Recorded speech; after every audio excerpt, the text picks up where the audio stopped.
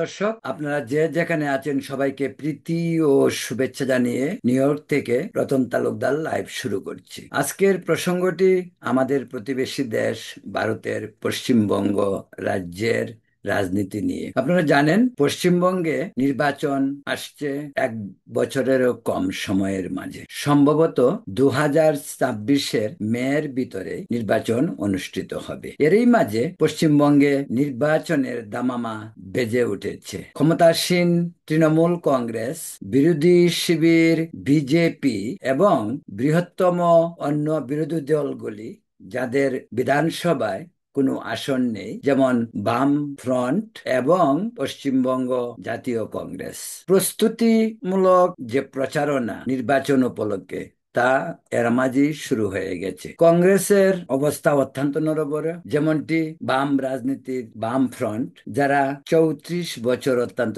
দাপটের সঙ্গে পশ্চিমবঙ্গ শাসন করেছেন, মমতার নেতৃত্বে 2011 সালে সেই বাম অধ্যায়ের যবনিকা টানা হয় এক মর্মান্তিক বাম বিপর্যয়ের পর। আপনারা জানেন মমতা বন্দ্যোপাধ্যায়ের যে আকর্ষণীয় এবং অত্যন্ত দৃঢ় মনের চেতনা নিয়ে তিনি বামের বিরুদ্ধে আন্দোলন করে তিনি জয়ী হয়েছেন, এবং তার সেই দিনের ভূমিধস বিজয় ছিল পশ্চিমবঙ্গের মানুষের জন্য অত্যন্ত আশা এবং উল্লাসের দিন। কিন্তু নিমিষেই মমতা বন্দ্যোপাধ্যায়ের সাম্রাজ্যে যে ধরনের কালিমা, বিশেষ করে দুর্নীতি, আইন শৃঙ্খলার অবনতি, খুন গুম সহ বিভিন্ন ইস্যুতে জর্জরিত মমতা বন্দ্যোপাধ্যায়ের সরকার, গত 21 সালের নির্বাচনে মমতার অনিবার্য পরাজয় ঠেকিয়েছেন বিভিন্ন ভাবে নিজকে এবং দলকে সংগঠিত করে। অনেক ধরনের নাটক মমতা ব্যানার্জি করতে পারেন, নির্বাচন এলে ওনার নাটক আরো অনেকাংশেই বেড়ে যায়, বলার অপেক্ষা রাখে না। আজ পর্যন্ত, যদি আজকের দিনটিও ধরা হয়, আজ পর্যন্ত মমতা ব্যানার্জি জনপ্রিয় পশ্চিমবঙ্গে মানুষের কাছে। কিন্তু পশ্চিমবঙ্গে মমতার প্রধান শক্তি ধর্মীয় সংখ্যালঘু মুসলিম সম্প্রদায়। মুসলিম সম্প্রদায়কে মমতা বলেন দুধেল গাই। মুসলিম সম্প্রদায়ের ভোটেই মূলত মমতা ব্যানার্জি ক্ষমতায় আসেন, যেটা 21-এ আমরা লক্ষ্য করেছি। 21-এর নির্বাচনে যে বিজেপি 2টি আসন ছিল মাত্র বিধানসভায়, সেই বিজেপি 21-এর নির্বাচনে প্রায় 80টি আসন, অর্থাৎ 77টি আসনে জয়লাভ করে এবং শুভেন্দু অধিকারী বিরোধী দলের নেতা নির্বাচিত হন। এখানে বিশেষভাবে উল্লেখযোগ্য বিজেপির অন্দরে আত্মকলহ এবং বিজেপির অনেক সদস্য যারা পশ্চিমবঙ্গের তৃণমূল দ্বারা বিভিন্নভাবে নাজেহাল, অত্যাচারিত, নিপীড়িত হয়েছে, এমনকি খুন গুমও হয়েছে, তারপরও বিজেপি তার বিজয় রথ পশ্চিমবঙ্গে বলতে গেলে ধরে রেখেছে। সেটা এ কারণেই বলছি, যে দলটি মাত্র 2টি আসন থেকে 77টি আসন পেয়েছে, সেটা এক এক ধরনের বিজয়ী বলতে হবে। যদিও 21-এর নির্বাচনে কেন্দ্রীয় স্বরাষ্ট্রমন্ত্রী অমিত শাহ এবং স্থানীয় বিজেপিও বলেছিল তারা 200 পার করবে, কিন্তু 200 পার তো দূরের কথা, 3 ডিজিটের সংখ্যায়ও তারা পৌঁছতে পারেনি। তার অন্যতম প্রধান কারণ মমতা ব্যানার্জি নির্বাচনে বিভিন্ন ধরনের প্রলোভন দিয়ে জনগণকে আকৃষ্ট করে, যেমন লক্ষ্মীর ভান্ডার, যেমন কন্যাশ্রী, রূপশ্রী, এ ধরনের অনেক সরকারি অনুদান জনগণকে দেওয়া হয়, আর তার লোভে জনগণ মমতার প্রতি আকৃষ্ট হয়। এর উপর রয়েছে সংখ্যালঘুদের ভোট। পশ্চিমবঙ্গে সংখ্যালঘুদের ভোটের সংখ্যা প্রায় 30%, কেউ কেউ আরো 2-1% বেশি হতে পারে বলেও অনুমান করে। তবে অফিসিয়ালি পশ্চিমবঙ্গে মুসলিম জনসংখ্যা 30%-এর কাছাকাছি, এবং এই 30% ভোটেই মমতার জয়ের চাবিকাঠি। এই 30% ভোটের জন্য মমতার মুসলিম তোষণ পশ্চিমবঙ্গে বহুল আলোচিত। মমতা নিজেও তাদেরকে কোনো এক সময় বলেছিলেন যে পশ্চিমবঙ্গের মুসলিমরা, পশ্চিমবঙ্গের ধর্মীয় সংখ্যালঘু সম্প্রদায় দুধেল গাই। এই দুধেল গায়ের দয়ায় করুণায় মমতা ব্যানার্জি নির্বাচনী বৈতরণী পার হওয়ার জন্য অনেকাংশেই সফলতা পেয়েছেন, পাচ্ছেন।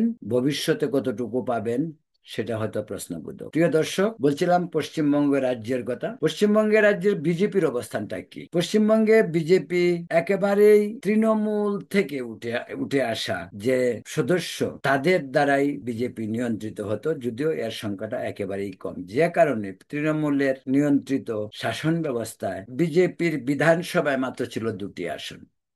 আপনাদেরকে আগেই বলেছি, 2 আসন থেকে এক লাফে 77টি আসন। তো এবার নির্বাচন ঘরের দরজায়, করা নাড়ছে, নির্বাচন দামামা বেজেছে, সব দলগুলি মাঠেও নেমে পড়েছে। বিজেপির একটু দুর্বলতা ছিল, সেই দুর্বলতাটার কথাও একটু বলে রাখা ভালো। সেটা হলো যে বিজেপি রাজ্য সভাপতি কে হবেন, গত 1 বছর যাবৎ এটা নিয়েই টানাপোড়েন চলছিল। আসতে ছিল শুভেন্দুর নাম বা সুকান্ত মজুমদারের নাম, আবার দিলীপ ঘোষ ফিরে আসতে পারে সেরকম জল্পনা, আবার অন্য কেউ আসতে পারে, আসতে পারে লকেট চ্যাটার্জি, আসতে পারে অগ্নিমিত্রা পাল, আসতে পারে সৌমিত্র খান। এ ধরনেরই আলাপ আলোচনা হচ্ছিল, কিন্তু সব কিছু অবসান ঘটিয়ে, সকল জল্পনা কল্পনার অবসান ঘটিয়ে অবশেষে গত সপ্তাহে নতুন রাজ্য সভাপতির নাম ঘোষণা করা হলো। তিনি সৌমিক ভট্টাচার্য। সৌমিক ভট্টাচার্য রাজ্যসভার সদস্য,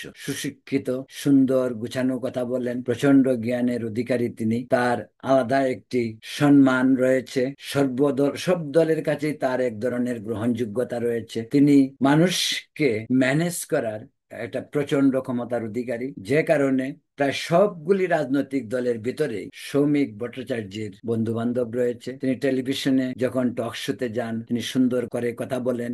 তিনি অত্যন্ত গুছানুভাবে তথ্যবহুল আলোচনায় খ্যাতি অর্জন করেছেন পশ্চিমবঙ্গে। সেই হিসেবে সৌমিক ভট্টাচার্যের একটি বাড়তি সম্ভাবনা জনগণের মাঝে পরিলক্ষিত হয়, যে কারণে গত সপ্তাহে তার নামটি ঘোষণা করার পর মানুষের মাঝে এক আশা, একটা উদ্দীপনা, এক নতুন ধরনের জাগরণ তৈরি হয়েছে বলে রাজনৈতিক অভিজ্ঞ মহল ভাবছে। বলে রাখা ভালো, পশ্চিমবঙ্গের বিজেপিতে আভ্যন্তরীণ কুন্দল একেবারে স্পষ্ট না হলেও কুন্দলের জর্জরিত বিজেপির অনেক কার্যকলাপে তা পরিলক্ষিত হয়। দিলীপ ঘোষ সম্পর্কে একটু বলতে চাই। দিলীপ ঘোষ ছিল পশ্চিমবঙ্গে একেবারে অজানা অচেনা একজন সঙ্গের লোক, আরএসএস সঙ্গ থেকে তিনি এসেছেন। এই দিলীপ ঘোষের নেতৃত্বে পশ্চিমবঙ্গে বিজেপি নতুন করে মাথা তুলে দাঁড়ায়। শুধু মাথা তুলে দাঁড়ায়নি, এই বিজেপি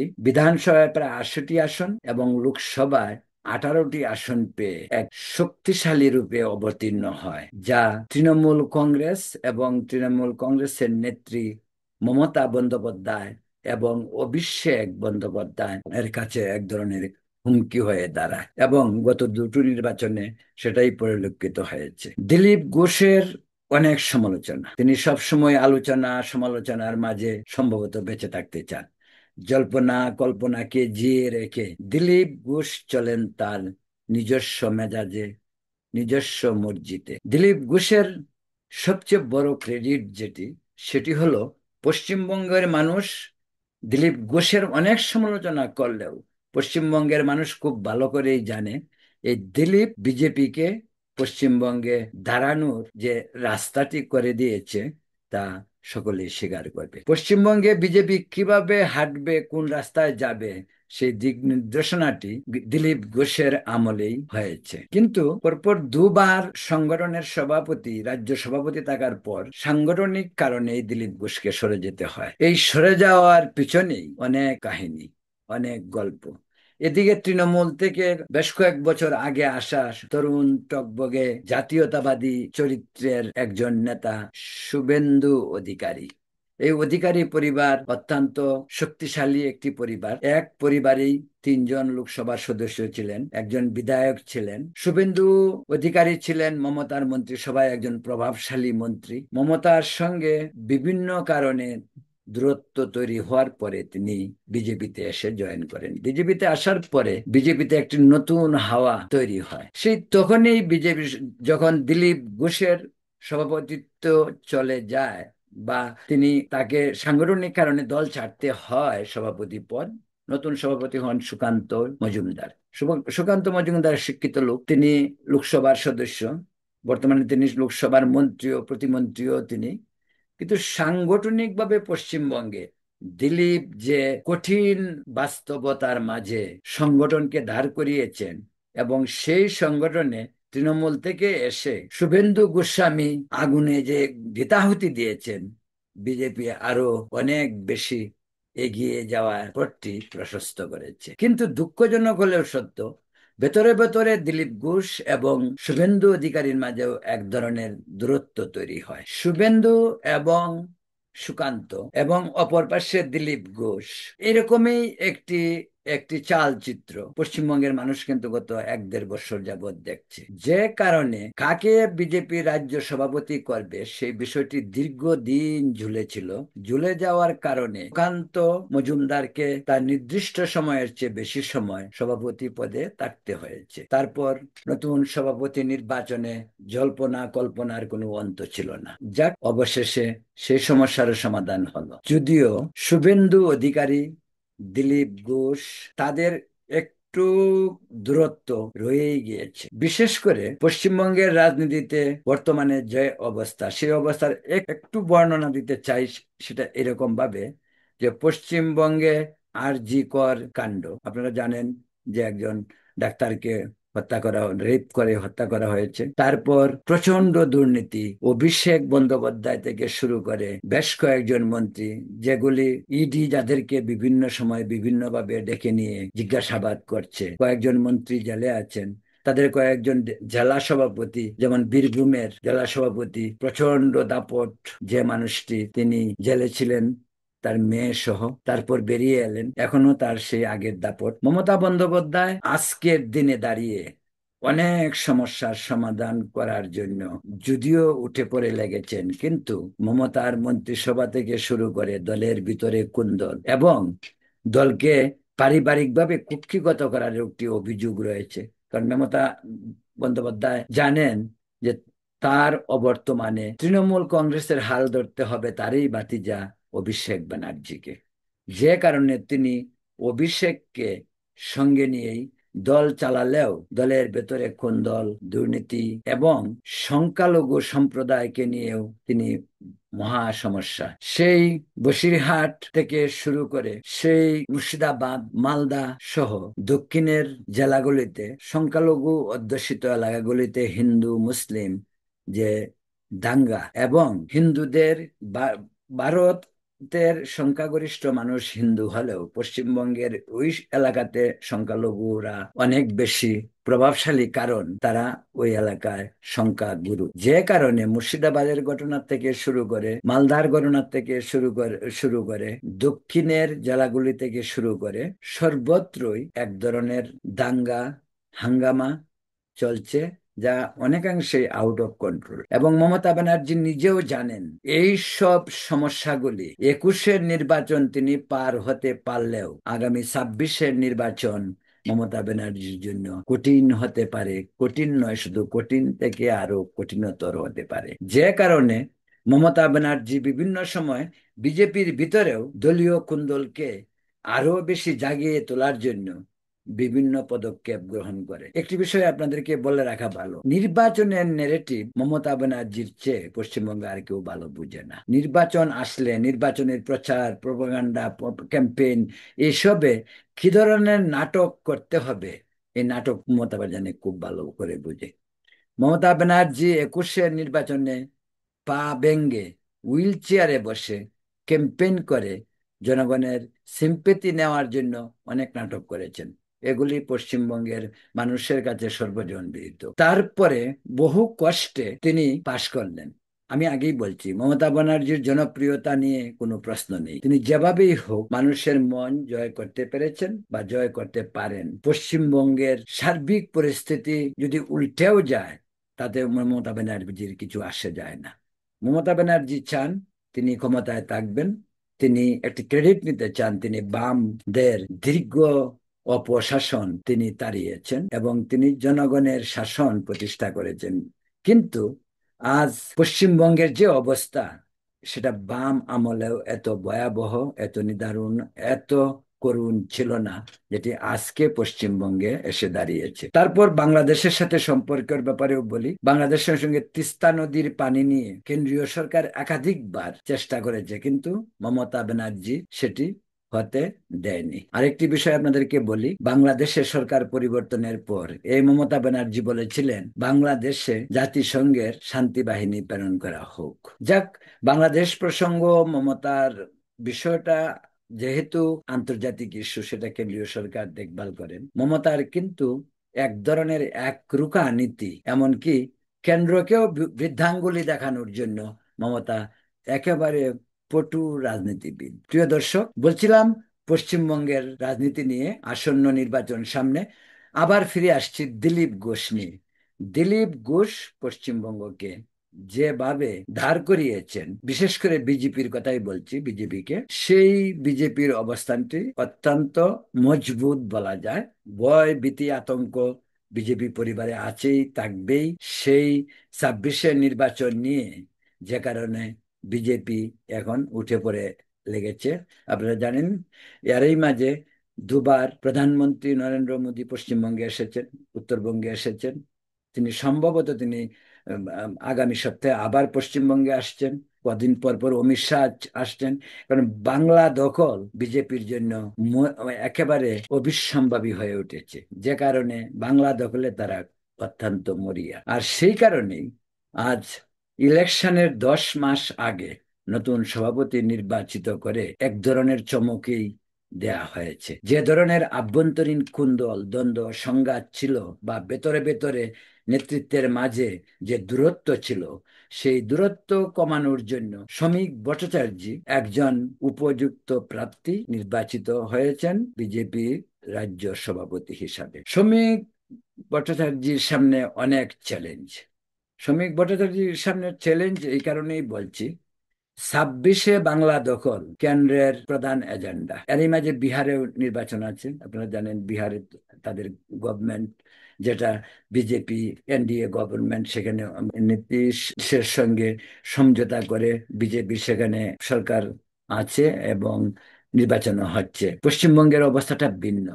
পশ্চিমবঙ্গে মানে কেন্দ্র যতবার হানা দিয়েছে, পশ্চিমবঙ্গে তারা বিজেপিকে নিয়ে দাঁড় করানোর জন্য তৃণমূলের পাশে অন্তত এইটুক কাজ করতে পেরেছে, বাম এবং কংগ্রেসকে পিছনে ফেলে বিজেপি পশ্চিমবঙ্গে প্রধান বিরোধী দল এবং বিধানসভায়ও বিরোধী দল হিসেবে আত্মপ্রকাশ করেছে। বলছি নতুন রাজ্য সভাপতি শ্রমিক ভট্টাচার্যের কথা নিয়ে। শ্রমিক ভট্টাচার্যের সামনে যে চ্যালেঞ্জের কথা বলছি, সেই চ্যালেঞ্জগুলি যেমন পরবর্তী নির্বাচনকে তাদের হাতের মুঠোতে আনার জন্য বা নির্বাচনে জয়ের জন্য এই চ্যালেঞ্জগুলি তার অত্যন্ত প্রয়োজন। এবং একটি বিষয় বলার দরকার, তার অভিষেকে সভাপতি হিসাবে দায়িত্ব নেওয়ার সময় তিনি কিন্তু একটি কথা বলেছেন। তিনি একটা ঐক্যের ডাক দিয়েছেন। তিনি বলছেন হিন্দু মুসলিম বাম রাম কংগ্রেস সব ভুলে সকলকে মমতার বিরুদ্ধে, তৃণমূলের বিরুদ্ধে ঐক্যবদ্ধ হতে হবে। এই যদি থিম হয়, পশ্চিমবঙ্গকে বাঁচাতে হলে ঐক্যের বিকল্প নেই। এই শ্রমিক ভট্টাচার্যের ঐক্যে যদি বাম এবং কংগ্রেস সায় দেয়, পশ্চিমবঙ্গে অবিসম্ভাবী 26-এর নির্বাচনে পরিবর্তন হবে। তবে শ্রমিক ভট্টাচার্যকে আরো একটি বিষয় অত্যন্ত দৃঢ়তার সাথে কাজ করতে হবে। সেটা সেটা হলো, সেটা সকলেই বুঝে, সকলেই বলা বলি শুরু করছে। এটি এখন পশ্চিমবঙ্গে টক অফ দা রাজ্য বলা যেতে পারে। সেটা হলো যে দিলীপ ঘোষ, শুভেন্দু অধিকারী এবং শ্রমিক ভট্টাচার্য, এই ত্রিরত্নকে এক জায়গায় বসতে হবে, এক জায়গায় দাঁড়াতে হবে, এক সুরে কথা বলতে হবে, এক তালে হাঁটতে হবে, এক তালে সিদ্ধান্ত নিতে হবে। তবেই পশ্চিমবঙ্গে বিজেপি কর্মী নেতা মনে সাহস আসবে, পিহা জাগবে, নির্বাচন নিয়ে উজ্জীবিত হবে, নির্বাচনী প্রচারণায় প্রাণ পাবে। সেই কাজটি শ্রমিক ভট্টাচার্যের কাছে সবচেয়ে বড় চ্যালেঞ্জ। প্রিয় দর্শক, বলছিলাম পশ্চিমবঙ্গের নির্বাচন নিয়ে কথা। শ্রমিক ভট্টাচার্য এরই মাঝে বলেছেন তিনি ঐক্য চান। তিনি দিলীপ ঘোষের যে দূরত্ব, সেই দূরত্ব তিনি কমাতে চান। তিনি শুভেন্দু অধিকারী এবং দিলীপ ঘোষের মাঝে অলিখিত যে দূরত্ব, বা যে দূরত্ব চোখে দেখা যায় না কিন্তু অনুভব করা যায়, সেই দূরত্বকে তিনি ঘোচানোর জন্য চেষ্টা করবেন। চেষ্টা করার প্রাথমিক আলামতও আমরা পাচ্ছি। যেমন গতকালেই শ্রমিক ভট্টাচার্য বলছেন তিনি দিলীপ ঘোষের সঙ্গে বসবেন। তা আমরা যারা রাজনীতি নিয়ে কথা বলি, সেটা হোক বাংলাদেশের, হোক ভারতের, হোক পশ্চিমবঙ্গ, হোক পৃথিবীর অন্য কোনো দেশের, সে অভিজ্ঞতা থেকে বলতে পারি, সেটা হলো যে শ্রমিক ভট্টাচার্য, দিলীপ ঘোষ এবং শুভেন্দু অধিকারী একটি রুমে বসে দরজা বন্ধ করে তিনজন প্রাণ খুলে কথা বললে সমস্যার সমাধান হবে। দিলীপ ঘোষ অত্যন্ত শক্তিশালী সংগঠক, শুভেন্দু অধিকারী জানে কিভাবে জনস্রোতকে তৈরি করতে হবে, আর শ্রমিক ভট্টাচার্য জানে যে কিভাবে সকলকে একত্রিত করে সুন্দর পরিবেশ তৈরি করা যেতে পারে। শ্রমিক ভট্টাচার্য অত্যন্ত সুন্দর কথা বলেন, শিক্ষিত, প্রচন্ড জ্ঞানী, রাজনীতি, অর্থনীতি, সমাজনীতি, ধর্মনীতি সবকিছুতেই তার অগাধ নলেজ, সুন্দর করে কথা বলতে পারেন তিনি। তাই আমরা বলবো শ্রমিক ভট্টাচার্যের কাছে এখন সবচেয়ে বড় 1 নম্বর চ্যালেঞ্জ, সেটা হলো দলের ঐক্য এবং দলের নেতাদের মাঝে ঐক্য তৈরি করে নির্বাচনের জন্য ঝাঁপিয়ে পড়া। পাশাপাশি তিনি নিজে বলছেন যে কথা আমি আগেও বলেছি, যে বাম এবং কংগ্রেস যারা শুধু নির্বাচনে মমতাকে জিতাতে পারে, যে ভোট তারা পাবে 21-এ আমরা দেখতে পেরেছি, সেই ভোটে তাদের ভবিষ্যৎ কতটুকু সুগম হবে জানি না। তবে এইটুক ঠিক যে বাম, কংগ্রেস এবং বিজেপি মিলে ঐক্যবদ্ধভাবে নির্বাচনে অংশ নিলে মমতার 12টা বাজতে সময় নেবে না। তো ঐক্যবদ্ধ যে প্ল্যান, যে যে যে নির্বাচনের যে প্ল্যাটফর্ম তৈরি হবে, সেটা হয়তো গতানুগতিক যে ঐক্য হয় সেটা নাও হইতে পারে, সেটা মাঝে বিস্তর ফারাক আদর্শগতভাবে। কারণ বাম, কংগ্রেস বিজেপিকে সাম্প্রদায়িক দল বলে অনেক আগে থেকেই বা প্রতিদিনেই দূরে সরিয়ে রাখার এক প্রবণতা। কিন্তু সেই প্রবণতা বলে মমতাকে গদিচ্যুত করার জন্য, পশ্চিমবঙ্গকে বাঁচানোর জন্য, পশ্চিমবঙ্গের মানুষকে সুদিনের আলো দেখানোর জন্য কংগ্রেস, বাম এবং বিজেপি যদি ঐক্যবদ্ধ হয়ে নির্বাচনে অংশ নেয়, সেই ঐক্যবদ্ধ রূপরেখাটা হইতে পারে জোট করার প্রয়োজন নেই। যে প্রার্থীর যে জায়গায় সম্ভাবনা, সেই প্রার্থীকে সেই জায়গা থেকে মনোনয়ন দান করা। সেটা হতে পারে বামের একটি আসনও নেই এখন বিধানসভায়, কংগ্রেসেরও কোনো আসন নেই। সেই হিসাবে ধরা যাক, হাইপোথেটিক্যাল বলছি, যদি বাম 30টা সিট পাইতে পারে, কংগ্রেস 20-25টা যদি পাইতে পারে, বাকি সিট যদি বিজেপি পায়, বেশ বড় দল হিসেবে তারা স্বাভাবিকভাবে তারা বেশি আসন পাবে, তাহলে একটি সম্ভাবনা আছে মমতাকে 26-এর নির্বাচনে পরাজিত করার জন্য। সেই জন্যই বলছি নির্বাচনী জোট বাম, রাম, কংগ্রেসের প্রয়োজন নেই। যে প্রার্থীর যেখানে সম্ভাবনা, সেই ফর্মুলায় যদি এগিয়ে যায়, তাহলে শ্রমিক ভট্টাচার্যের সামনে অনেক সম্ভাবনা দাঁড়িয়ে আছে। সেই বিষয়টি ভাবতে হবে। তো আবারও বলছি, শ্রমিক ভট্টাচার্যের কাছে সবচেয়ে বড় অপশন, সবচেয়ে বড় চ্যালেঞ্জ নাম্বার 1, শ্রমিক, দিলীপ এবং শুভেন্দু, এই ত্রিরত্নকে এক হাতে মুঠোতে আসতে হবে এবং সেখান থেকেই নির্বাচনী প্রচারণা শুরু করতে হবে। তবেই পশ্চিমবঙ্গে 26-এর নির্বাচনে বিজেপির গড়ে জয়ের উল্লাসের সম্ভাবনা বিস্তর। প্রিয় দর্শক, প্রতিনিয়ত বাংলাদেশ নিয়ে কথা বলি। আজ আজ পশ্চিমবঙ্গের নির্বাচন আসন্ন, তাই নির্বাচন নিয়ে অনেক কথা বললাম এবং আমরা কন্টিনিউ পশ্চিমবঙ্গের নির্বাচন নিয়ে প্রতি সপ্তাহেই পশ্চিমবঙ্গের রাজনীতি, পশ্চিমবঙ্গের নির্বাচন এবং প্রতিবেশী ভারত বা বিহারেও নির্বাচন হচ্ছে, সেই ইস্যুগুলি নিয়ে আমরা প্রতি সপ্তাহে একটি করে অন্তত অনুষ্ঠান করার চেষ্টা করব।